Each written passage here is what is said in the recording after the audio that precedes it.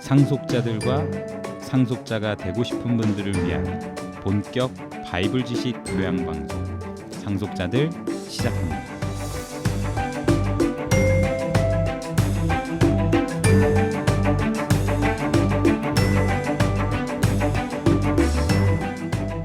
안녕하세요. 상속자들의 시호입니다. 안녕하세요. 정원장입니다. 오늘 진행할 코너는 신비한 방패. 네, 이 코너에서는 이제 말씀이 계속 더해짐에 따라서 이제 부활의 복음도 어떻게 점차적으로 풍성해 가는지 이제 그런 과정을 사도행전과 바울의 서신을 통해서 그 신비하고 비밀스러운 내용들을 좀 살펴보는 시간이에요. 네.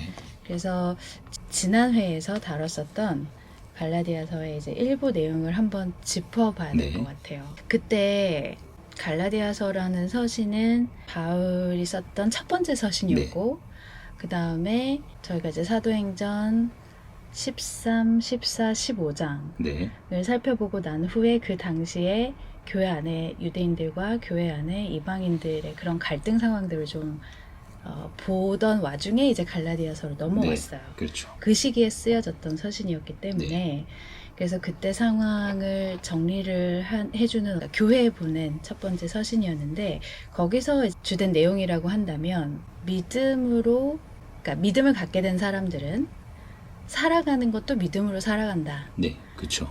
그래서 당시에 이 갈등 상황을 정리하는 그 회의가 열렸고 그 회의가 이제 사도행전 15장의 내용이었어요. 이제 거기서의 핵심 내용이라고 하면 율법의 행위로 살아가야 하느냐, 즉 이방인들에게도 이제 율법을 지키라고 해야 되느냐, 아니면 믿음으로 의롭게 되는 거기 때문에 율법을 강요할 수 없다. 율법을 이제 지키라고 해야 되느냐 말아야 되느냐. 네, 그 논쟁을 두고 회의가 열렸고 결론은 율법으로 의롭게 되는 게 아니기 때문에 이제 이방인들한테 이거를 매게 하지 말자. 그렇죠.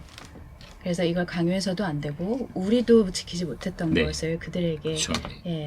부담 지을 수 없다. 그렇게 이제 결론이 난 상태에서 그래서 이제 이런 내용들을 조금 더 정확하게 교회에 전달을 해줄 필요가 있었던 이유가 이제 바울이 1차 전도 여행으로 갈라디아 지방을 쭉 다녀온 이후에도 믿음으로 의롭게 되기 때문에 믿음 이후에도 믿음으로 살아가야 된다라는 얘기를 굉장히 강하게 하고 왔음에도 불구하고 율법의 행위를 지키는 생활로 돌아가는 사람들에 대한 소식을 들었죠. 그렇죠. 네. 그래서 그 사람들에 대한 어떤 굉장히 노여워하는 답답해하고 답답해하는 그런 마음을 담아서 이제 쓴 서신이었고 거기서 굉장히 강조했던 내용이 율법으로는 의롭게 될 수가 없다. 믿음으로다. 믿음으로 우리가 구원을 받은 것처럼 살아가는 것도 믿음으로 살아가는 거다. 라는 얘기를 이제 일부에서 했었어요. 네. 그래서 이런 굉장히 어떻게 보면 저희야 뭐 지금 현 시대를 살고 있는 입장에서 그 당시의 갈등이 얼마나 첨예하게 대립하는 상황이었는지 실감은 나지 않지만 그 사람들의 입장에서는 뭔가 패러다임이 완전히 바뀌고 자기의 어떤 사고방식이 180도 이렇게 반전을 하지 않으면 좀 이해하기 힘든, 받아들이기 힘든 상황이었을 것 같긴 해요. 그래서 지금 그런 상황에 하나님은 바울을 통해서 이 갈라디아서에 어떤 여러 복음의 내용들을 좀 담아 주셨는지 오늘 좀 이어서 시작을 해볼까 합니다. 상속자들 39회 시작하겠습니다.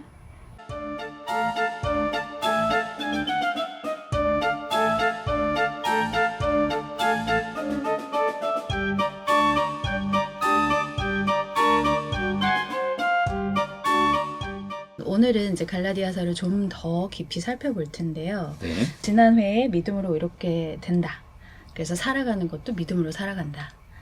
라는 내용 이외에 또 그럼 어떤 이야기를 갈라디아에서 살펴볼까요?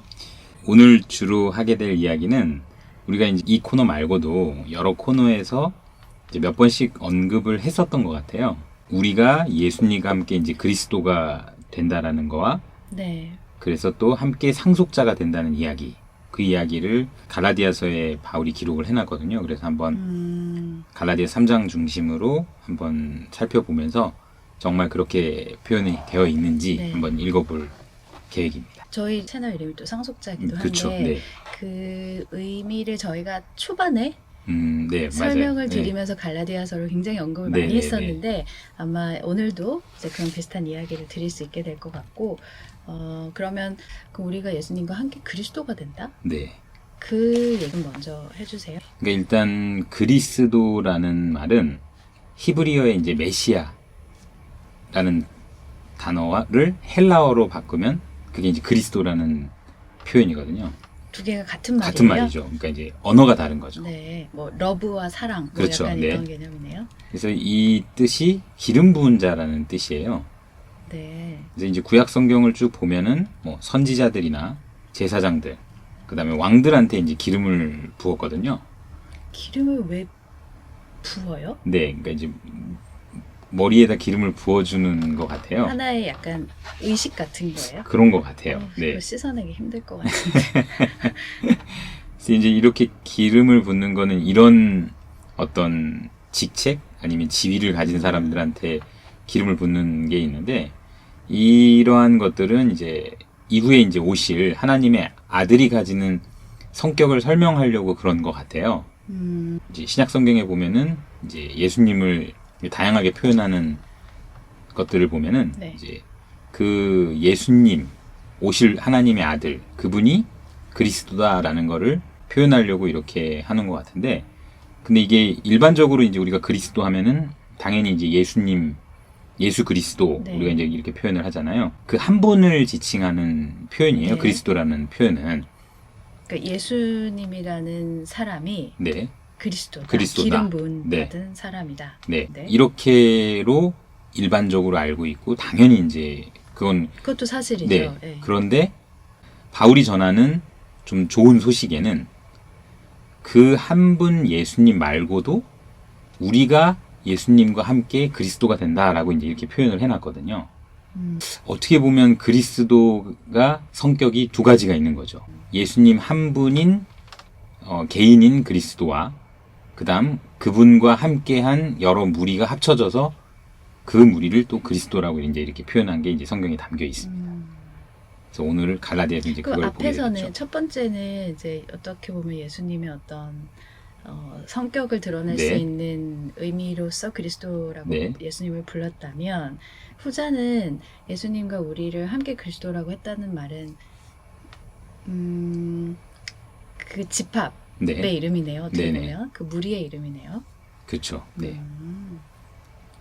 한번 좀 보여주세요. 구절을 보면서 이해를 좀 하는 게 좋을 것 같아요. 이제 갈라디아 3장에 네. 주로 나와 있는데요. 우리가 이제 그동안 성경을 부분만 네. 이렇게 발췌를 해가지고 많이 좀 네, 봤던 것 아무래도 같아요. 시간상 그렇죠. 네, 네. 잘 이야기할 수는 없어서. 그래서 오늘 갈라디아 3장을 하면서 그 다음에 그동안 이제 우리가 이야기했던 그리스도 얘기랑 이런 얘기를 하려고 하다 보니까 1절부터 그냥 한 절씩 읽으면서 하면 어떨까.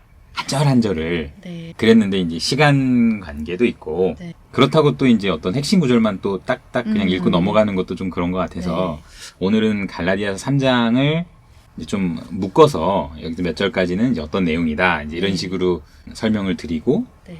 이제 그렇게 좀 진행을 해보려고 해요. 그러면 1부 때 저희가 이제 거의 대부분 갈라디아서 1장과 2장을 그쵸, 좀 네, 집중적으로 봤는데 그럼 오늘 이어서 이제 3장과 4장에는 어떤 내용들이 네, 있는지를 좀 보게 되겠네요. 네. 이거를 저희가 이제 몇 절부터 몇 절까지 어떤 내용이다 이제 이렇게 좀 설명을 드릴 텐데 네. 들으시는 분들이 한번 진짜 앞에 읽어보시면서, 놓고, 네. 읽어보시면서 네. 같이 그래서 몇 절부터 몇 절까지가 정말 그 내용인지 만약에 나는 이게 그렇게 느껴지지 않는다 하시는 분들은 댓글이나 이런 걸 달아주시면 네. 더 많은 이야기가 좀 될 수 있을 것 같아요. 이 성경이요 장과 절로 나뉘어져 있잖아요. 네.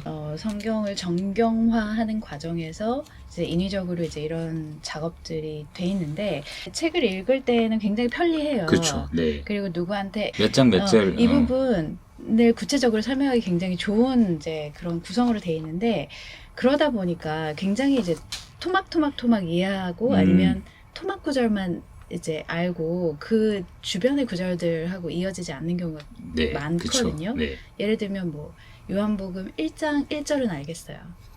근데 1장 1, 2, 3, 4, 5, 6, 7, 8이 어떻게 이어지는지는 잘 모를 때가 많아요. 아, 성경도 하나의 흐름으로 쓰여진 편지인데 어떻게 보면 바울이 이 편지를 갈라디아에 보냈을 때는 장절 써서 보내지 않았을 거 아니에요. 네. 통으로 이렇게 쫙 써서 보냈을 텐데 그런 느낌으로 한번 같이 읽어봤으면 좋겠어요. 먼저 갈라디아서를 볼 때 한 가지 꼭 유념하고 읽으셔야 되는 게 네. 이게 이제 구원받은 사람들한테 쓴 서신서라는 거예요. 이미 이제 네. 믿는 사람들에게 믿는 사람들한테. 그러니까 네. 안 믿는 사람들이 이렇게 됐다. 요 이야기를 갈라디아서에서 담고 있는 거라기보다는 믿은 사람들이 이제 어떻게 살아가야 되느냐. 우리 믿은 사람들이 어떤 성격을 가졌느냐. 이제 이거를 주로 이 갈라디아서에는 담고 있거든요. 네네. 그래서 이제 지난번에 믿음으로냐 행위로냐 이제 이것도 뭐 구원을 처음 받을 순간을 이제 믿음으로 구원받냐 행위로 구원받냐 요게 아니라 구원받은 사람이 이제 믿음으로 살아가느냐 행위로 살아가느냐 이제 이 이야기를 했던 거기 때문에 요 갈라디아서 내용 자체는 구원받은 사람들에게 쓴 서신서라는 거. 네. 이제 얼핏 딱 들었을 때는 믿음으로 살아가는 게 더 쉬워 보이거든요. 뭘 네. 안 해주니까 막 뭐 이렇게 교회 같은 데 가면 뭐 하라고 하는 거 많잖아요. 네. 뭐 헌금도 내야 되고 봉사도 해야 되고 뭐 여러 가지 해야 돼. 일요일마다 꼭 가야 되고 그런 걸 하기 싫다라는 말은 뭐 전혀 아니지만 그렇게 하는 게 마치 내가 믿음이 크다라거나 내지는 내가 그게 어떤 의롭다, 신앙생활의 바른 척도다. 네. 이렇게 생각하기 쉬운데 그런 게 아니다라고 해주면 네. 얼마나 마음이 가벼워요. 그쵸, 네. 그런데 그렇게 얘기를 이미 해온 갈라디아 사람들이 다시 예를 들면 새벽기도, 뭐 헌금, 뭐 이렇게 네, 네. 하는 생활을 이제 따라갔다. 뭐 그 사람들이 꼭 그랬다는 건 아니지만 어떤 그런 개념을 좀 이해해 보면 왜 그랬을까? 그 좋은 걸 놔두고 이런 생각도 좀 드는데요. 볼까요? 그러면 3장부터. 네. 3장을 이제 1절에서 5절까지를 내용을 잠깐 요약을 해보면요. 네. 예수님이 이 죽으심을 통해서 율법의 행위가 아닌 믿음으로 너희가 성령을 받게 됐다. 그러니까 이제 이건 처음 구원받을 때 얘기죠. 네. 그러니까 예수님 죽음을 통해서 우리가 믿음으로 이제 구원을 받았다라는 이야기를 하고요. 그 이야기가 이제 3절에서는 뭐라고 표현했냐면 너희가 믿음으로 성령 안에서 시작했다. 이제 이렇게 표현을 해요. 그러니까 처음 시작할 때도 우리가 믿음으로 시작을 했다. 네. 이렇게 표현을 해놨죠. 그래서 그런 우리한테 성령도 주시고 우리 가운데 능력을 행하시는 분도 믿음으로 하시는 거다. 3장 1절에서 5절에서는 이제 믿음과 율법의 행위 중에서 우리는 시작도 믿음으로 했고 그 다음에 우리 가운데서 능력을 행하시는 분도 믿음으로 하시는 거다. 율법이 아니다. 믿음으로 하는 거다라는 거를 1절부터 5절까지는 이제 주되게 좀 표현을 네. 하는 것 같고요.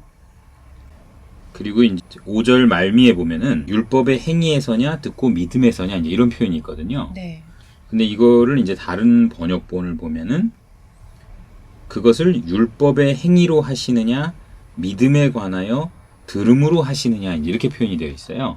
이 율법의 행위에서냐 듣고 믿음에서냐 이 표현을 보면 마치 내가 어떤 행위를 했고 아니면 내가 무언가를 믿었다 그래서 이렇게 된 거다 그러니까 내가 믿어서 그렇게 된 거다 이렇게 보이거든요. 네. 근데 흥정역을 보면 믿음에 관하여 들음으로 하시느냐라는 표현을 보면 믿음이란 게 있어요. 네. 근데 그 믿음에 대해서 제가 들은 거예요. 그렇죠. 네. 그러다 보니까 저도 그 믿음을 갖게 되는 네. 그런 뭔가 내가 그냥 나 이거 믿어야지 믿고 싶어 이런 그치, 네. 개인의 어떤 행위를 이야기하는 것 같지는 않고 믿음이라는 게 계셨고 그것에 대해서 우리가 들었다. 네. 결국에 이제 믿음의 주체인데요. 여기서 표현은 이제 내가 믿는다 이런 것보다는 이제 결국에 믿음이 주어지는 거에 대한 이야기인데 요 얘기는 한번 저희가 나중에 좀 더 해보면 좋겠어요. 다른 코너나 이런 데서 좀 자세하게 좀 다루면 좋을 것 같아요. 그래요. 그러면은 이어지는 내용을 보면 이번에는 얼마만큼 정도 한번 끊어볼까요? 6절부터 이제 9절까지인데요. 네. 이제 우리가 이렇게 믿음으로 의롭게 된다라고 표현을 해놨는데 이게 그러면 어느 순간 바울한테 이렇게 계시를 통해서 믿음으로 의롭게 되는 거야. 이제 이렇게 얘기를 한 거냐? 이제 그게 아니라 이거는 이미 하나님이 계획을 해두시고 이거를 구약에 기록을 해놨다라는 거죠. 이렇게 할 거다라는 걸. 그 본보기가 이제 아브라함인데요. 그렇게 정하신 거네요. 그럼 네. 내가 이렇게 하기로 했어. 네. 이렇게. 그러니까 이게 네. 즉흥적인 게 아니라 네. 이미 정해 두셨다. 이렇게 믿음으로 의롭게 되는 건 원래부터 하나님이 이렇게 하려고 하셨다라는 거죠. 그걸 아브라함을 예를 통해 보여주셨는데 노아 같은 경우는 뭔가 본인이 당대에 의롭게 살아간 사람이에요. 그래서 그렇죠. 이제 의인인데 네. 물론 아브라함도 어떤 행위를 통해서 의롭게 됐다라는 것들이 있기는 하지만 그렇죠. 아브라함에겐 다른 네. 이삭을 바치고 그쵸, 네네. 이런 일들이 있었는데 근데 이제 특이한 건 아브라함은 뭔가를 본인이 하지도 않고 그냥 믿으니까 그걸 의로 여기셨다라는 거가 이제 성경에 기록이 돼 있거든요. 그렇게 믿음으로 의롭게 된 첫 번째 사람인 거예요. 하나님이 그냥 믿기만 하니까 그걸 의로 여겨주신 첫 번째 샘플로 아브라함을 두신 거죠. 구약에.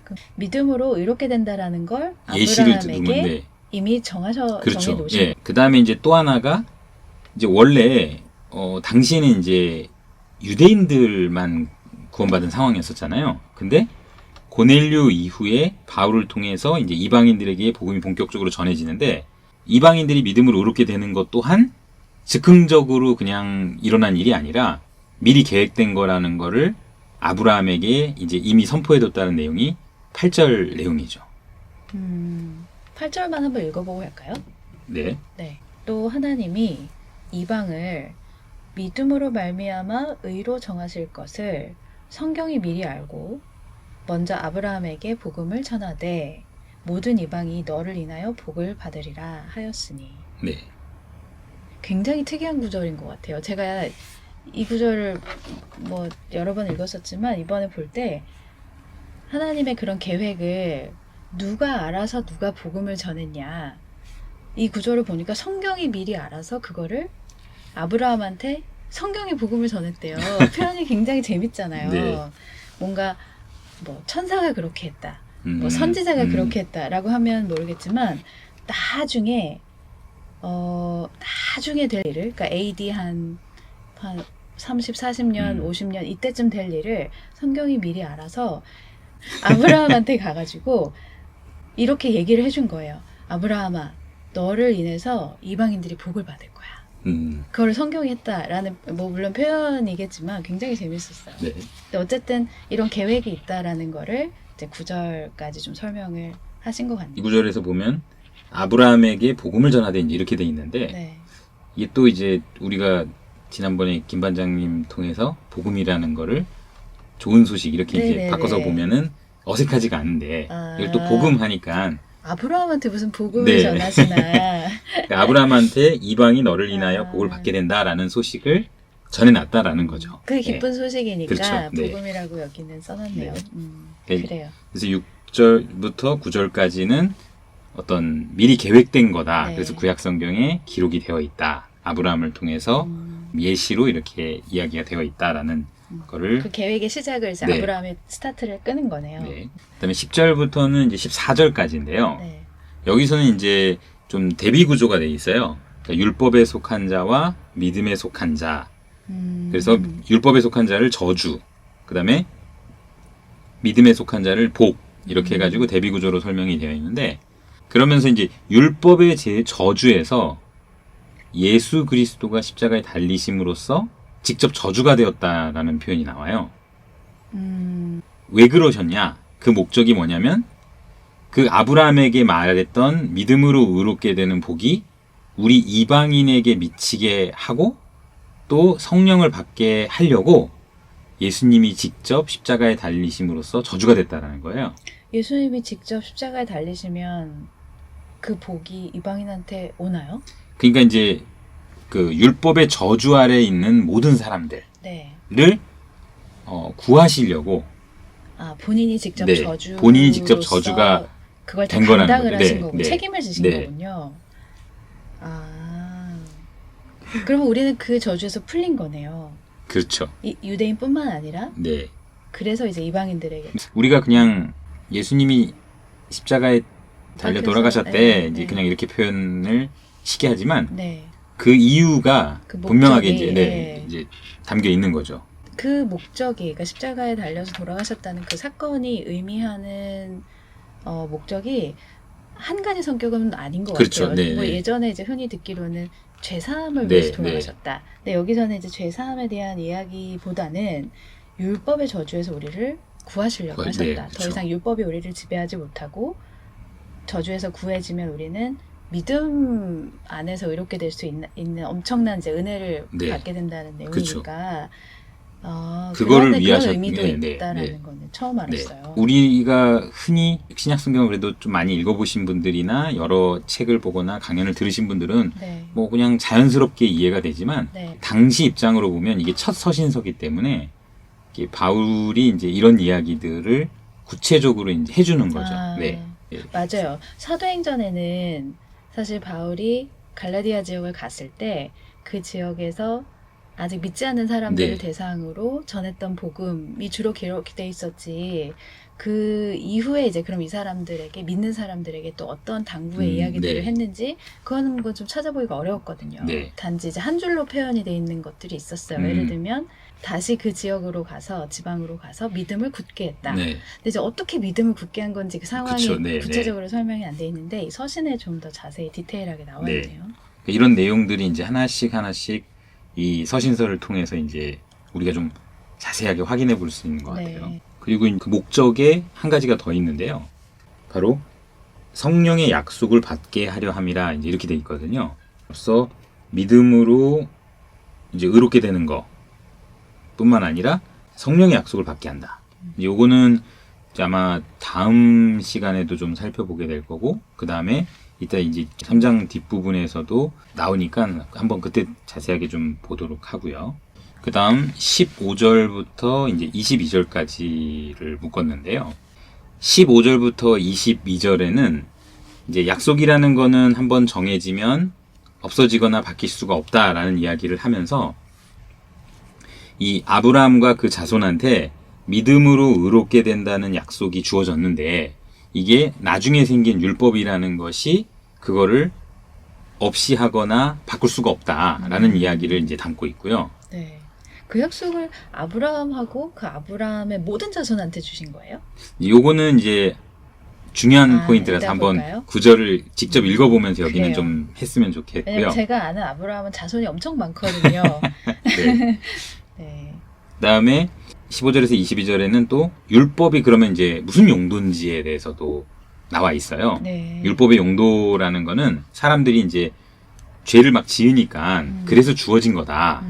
근데 이것이 약속하신 자손이 오기까지만이라는 거예요. 율법이라는 게 주어진 거는.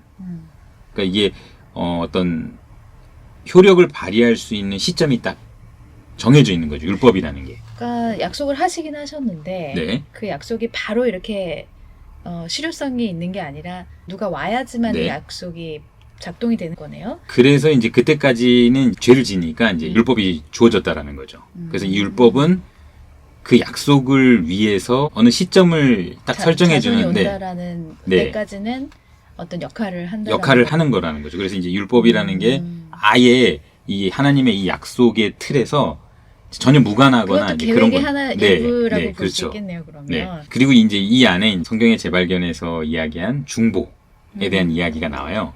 그래서 이제 예수님이 이 율법과 믿음의 중보가 되는 거다. 아, 율법도 주셨는데 그렇죠. 네. 믿음도 있는 상태인데 아직 작동이 안 되는 그렇죠. 상태니까 둘의 이제 중보 역할을 하시는 그렇죠, 분이 그렇죠. 계셔야 네, 돼서 네. 그분이 예수님이 네. 그러니까 예수님이 되시는구나. 이 율법을 주신 건데 이제 당연히 율법이라는 건 이 약속을 위한 어떤 시점을 정해주는 거기 때문에 네. 당연히 이것도 이제 예수님과 무관한 건 아니다라는 내용을 담고 있죠. 네. 여기서는 이제 좀 자세하게 살펴보고 가야 될 내용이 있는 것 같아서 네. 한번 구절을 읽어보네요. 16절을 한번 읽어보겠습니다. 네. 이 약속들은 아브라함과 그 자손에게 말씀하신 것인데 여럿을 가리켜 그 자손들이라 하지 아니하시고 오직 하나를 가리켜 내 자손이라 하셨으니 곧 그리스도라. 네. 이 약속들은 했는데 이 약속들이 뭐냐면 우리가 이제 앞에서 살펴봤었죠. 네. 14절이네요. 네, 그렇죠. 믿음으로 의롭게 되는 복을 거에 받는 대한 거 네, 하나. 복을 받는 거하고 그다음에 성령의 약속을 받는 거. 요 내용들인데 이 약속들은 누구한테 한 거냐면은 아브라함과 자손에게 했다라는 거예요. 네. 그러면서 그 자손이 누군지를 얘기를 하거든요. 자손이 많은데. 그러면서 이제 그 자손이 그리스도를 이야기하는 거다. 이제 이렇게 표현이 돼 있어요. 16절에. 그러면은 예수님한테만 주셨다라는 얘기예요? 그러니까 이게 이상한 거예요. 이 약속은 아까 아브라함한테 이방인한테 그쵸? 준다고 하셨잖아요. 믿음으로 의롭게 된다라는 거는 아브라함한테 한 건데 결국에는 이방인들이 믿음으로 의롭게 된다라는 거를 위해서 아브라함을 어떤 본보기로 이제 미리 이렇게 선포를 해두신 거잖아요. 네. 그러니까 이제 아브라함하고 그 자손에게 했다라는 거는 결국에 믿음으로 의롭게 되는 사람들한테 했다라는 얘기인 거거든요. 그 전체한테. 그렇죠. 어쨌든 자손의 이름은 그리스도라고 네, 했으니까. 그렇죠. 네. 근데 이거를 이제 예수님한테만 그 복이 갔다라고 보기에는 그러면 이율 배반적이에요. 아까 이방인한테. 그렇죠. 아까 이방인들한테 했으니까. 얘기를 했었죠. 네. 그럼 그 내용들이 좀 더 이어지겠네요. 그래서 이제 여기서 이야기하는 여기서 그리스도가 예수님 개인이 아니라 이제 믿음으로 의롭게 되는 우리 앞에서 이제 표현한 그거를 이제 그리스도라고 이제 표현을 해둔 거죠. 그거는 이 구절에서는 안 나오지만 좀 설명을 해주실 거죠. 뒤에서. 앞에 내용으로 흐름으로 봐도 이제 좀 자세히 보시면 좀 이해가 되기도 하고요. 네. 뒤에서도 이제 그 내용이 나오니까 한번 가볼게요, 네, 그러면. 보면은 이제 좀 16절이 좀 명확하게 이해가 네, 되실 것 어쨌든 같습니다. 예수님만은 아닌 것 같다. 네. 네, 그것까지는 확실히 알겠어요. 그 다음이 이제 23절부터 29절까지인데요. 네. 이 내용을 살펴보려면 이제 당시 갈라디아서가 쓰여지기 전에 이제 상황, 요거를 이제 먼저 좀 생각을 해봐야 되는데, 교회 안에 유대인들이 대부분이었잖아요. 유대는 거의 주류였죠. 네. 그러다가 이제 점점 이방인들이 이제 들어오기 시작하면서 생기는 그런 갈등 네, 상황. 네. 이미 야고보서만 쓰여진 상황이어서 네. 분명히 유대인들이 율법을 지키면서 살아가고 이 율법 아래 외여있던 시기였거든요. 맞아요. 야고보서는 또 그걸 강조했죠. 그렇죠. 네. 행위가 없는 믿음은 죽은 거다. 네. 그러니까 믿음만으로는 안 되고 행위도 꼭 해야 된다. 네. 그리고 이제 갈라디아서 이제 15장 예루살렘 회의에서도 믿는 형제들 가운데도 그런 이야기를 하죠. 율법을 지키게 해야 된다. 강하게 이렇게 이야기하는 내용도 있는 거 보면 당시 상황이 이렇게 율법을 지키면서 살아가는 게 당연한 거고 율법에 매여 있던 시기였었는데 근데 이제 23절에서 29절 내용을 보면 믿음이 온 후에는 이제 그렇지 않다라는 거예요. 그 믿음이 오기 전까지는 율법 아래 매여 있고 그 다음에 그 율법이 우리한테 어떤 초등 교사가 돼서 이제 그리스도 약속하신 자손인 그리스도로 이끄는 역할을 했다. 이런 내용들을 담고 있거든요. 지금은 그 자손이 와서 우리가 이제 그렇게 초등 교사인 율법 아래 있지 않다. 이제 이런 얘기를 담고 있고요. 그 다음에 이제 또 재미있는 표현인데 우리가 이제 예수 그리스도로 말미암아 믿음으로 이제 아들들이 되었다라는 표현이 나와요. 네. 그래서 그리스도 앞하여 이제 성령 세례를 받아서 그리스도 예수 안에서 하나가 되었고 그렇게 이제 우리가 그리스도에 속하게 됐다라는 내용이 이제 나오는 거죠. 앞에 16절에서 살펴본 그 내용을 여기를 읽어보시면 이제 명확하게 좀 이해가 될 수 있을 것 같습니다. 좀 뭐가 막 복잡한데 어쨌든 사람들이 율법 아래에서 있었던 시절이 있었다면 그 약속하신 자손이라는 그 그리스도가 온 다음부터는 믿음으로 이렇게 되는 때가 시작이 되기 때문에 그 약속이 시작이 되고 그렇게 시작이 되면 그 믿음으로써 우리가 아들들이 된다. 하나님의 아들들이 된다. 네. 굉장히 계급 수직 상승하는 느낌 아니에요? 그쵸? 하나님의 아들들이 되고 그다음에 성령 그러니까 세례를 받아서 우리가 하나가 된다. 약간 한 가족처럼. 네. 아, 네. 그럼 26절 한번 볼게요. 네. 6절부터 한번 29절까지 네. 한번 읽어보겠습니다. 너희가 다 믿음으로 말미암아 그리스도 예수 안에서 하나님의 아들이 되었으니 누구든지 그리스도와 합하여 세례를 받은 자는 그리스도로 옷 입었느니라. 네. 여기까지만 먼저 네. 보면 믿음으로 그리스도 예수 안에서 하나님의 아들들이 됐다. 우리가 다. 아들이 됐다고 돼 있어요. 영어 번역본을 보면은요. 이게 이제 아들들이 됐다. 아, 네.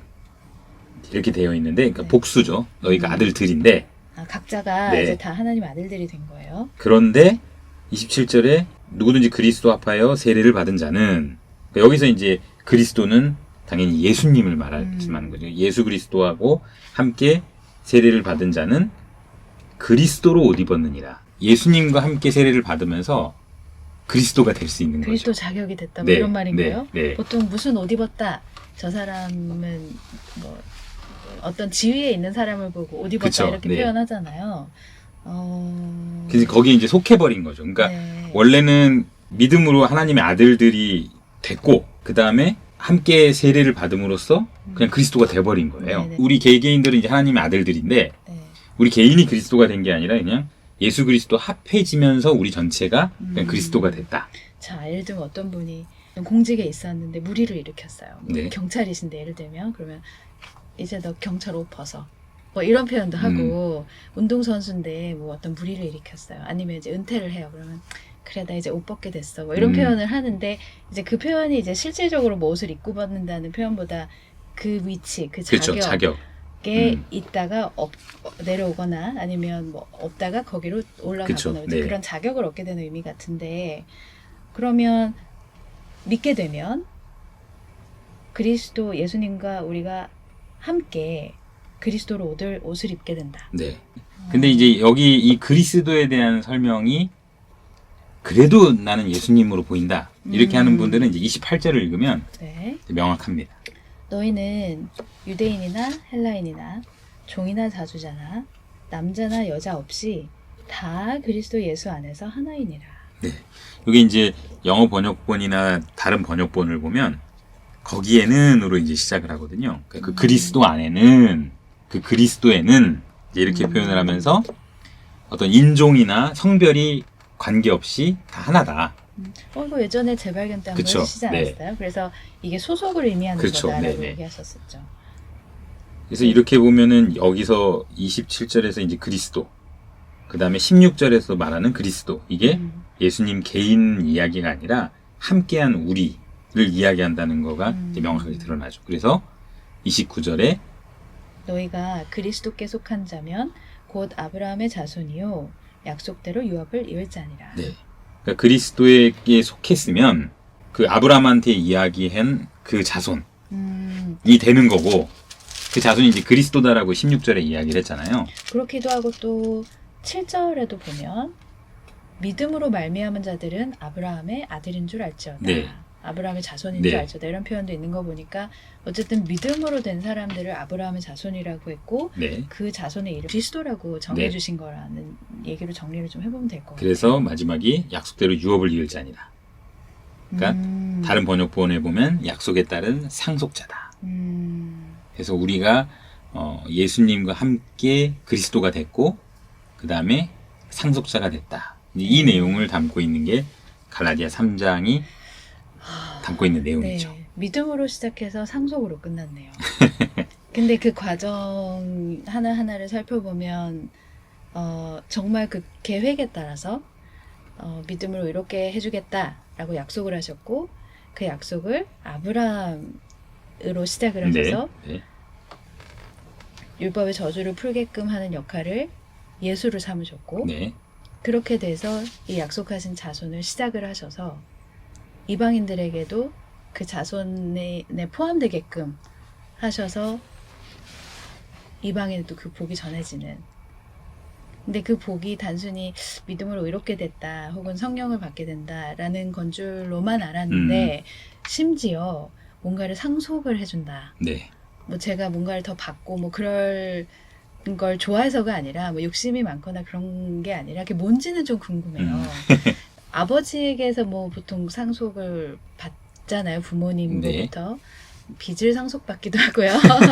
뭐 땅이나 뭐 현물이나 이런 것을 상속받기도 하지만 하나님은 도대체 뭘 상속을 해주실까도 굉장히 궁금하긴 한데 어쨌든 다른 서신서에 보면 네. 아마 나오지 않을까요? 네. 4장으로 넘어가면은 그 그리스도에 속한 이제 우리에 대한 이야기를 하고 있는데요. 4장 6절에 보시면요. 이제 너희가 아들인 고로 하나님이 그 아들의 영을 우리 가운데 이제 보내신 거예요. 요게 이제 3장 27절에도 나왔는데 3장 27절에 그리스도 합하여 세례를 받은 자는 이게 성령 세례를 말하는 거죠. 그래서 아들의 영을 보내서 우리를 이제 아버지라 부르게 하셨다.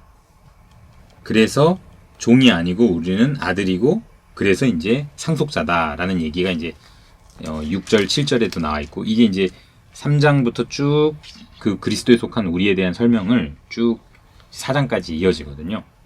그래서 이제 갈라디아서 4장은 이제 시간이 너무 많이 된 것 같은데요. 이 비슷한 맥락으로 설명이 되어 있거든요. 네. 그래서 이 그리스도에 속한 우리에 대한 이야기를 담고 있는데 아마 6절, 7절 이쪽을 읽어보시면 아까 3장 후반부에서 이야기한 거와 같은 맥락으로 이제 설명이 되어 있으니까 한번 읽어보시면 네. 이해가 되실 것 같습니다. 네. 이제 앞으로 저희가 신비한 바울 편지라는 코너 이름처럼 이제 바울이 교회에 보낸 서신들을 하나하나씩 보면서 그 안에 담겨 있는 그 신비한 내용, 하나님이 이제 더해 주셨던, 또 충만하게 채워 주셨던 그런 복의 내용들을 하나씩 살펴볼 텐데 이제 보다 보면은 각 서신마다 좀 특징이 있어요. 네, 그러니까 서신을 어떤 교회에 보낸다라는 건 분명히 그 교회한테 하고 싶은 말이 있다라는 거거든요. 그렇죠. 근데 이제 살펴보다 보면 보통 그 교회가 가진 어떤 뭐 문제라든지 어떤 갈등이나 그런 상황에서 이제 서신을 쓴단 말이에요. 이 네, 갈라디아 지방은 어쨌든 믿음으로 살던 사람들이 다시 율법의 행위로 돌아가는 상황을 굉장히 통탄하면서 내가 너희들에게 했던 말이 뭐였는지 기억해라 라는 그런 각성의 편지인데 그게 이제 믿음으로 살아간다는 이야기였어요.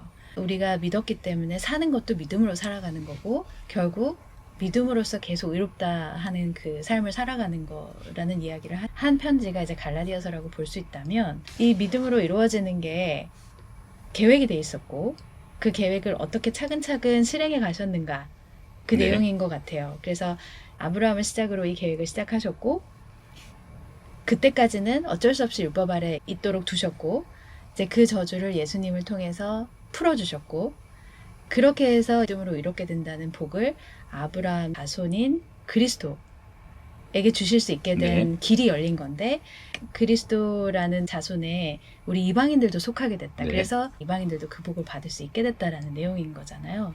그래서 우리들도 예수 그리스도와 함께 합하여 하나로서 그 복을 받게 되고 하나로서 또 상속자가 된다라는 네. 얘기까지 쉼없이 달려왔는데요. 나중에 이제 저희가 3부까지 방송이 마치고 나면 1부, 2부, 3부를 쭉 연달아서 한번 들어보시는 것도 좋을 것 같아요. 자, 그러면 상속자들 39회는 아쉽지만 여기서 마무리를 하겠습니다. 청취해주신 여러분 감사합니다. 감사합니다.